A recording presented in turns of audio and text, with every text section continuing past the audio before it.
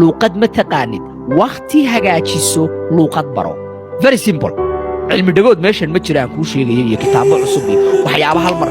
luuqadda ku barayo hawada ku gelinaya ma jirto luuqad baro waa dafartay habeenkii xilli hore seexo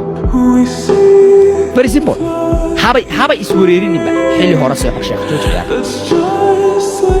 laakiin mar kasta oo aynu dhibaatooyinkeena maskaxda maanta oo dhan ku haysano sidan baa igu dhacda aniga waan dhafarsanahay luuqadan ma aqaan luuqad ma taqaan fasal iska soo diiwaan geli xilli u samayso fadhiga ka kac kabalyeeri baa tahay kuma jiraysa weliga kabalyeerinimada weliga kabalyeeri waa shaqo ku meel gaadh laakiin next level si aad u gaadhid waxaad u baahan tahay inaad kabalyeeri noqotid okay kabalyeerigaaga ahaw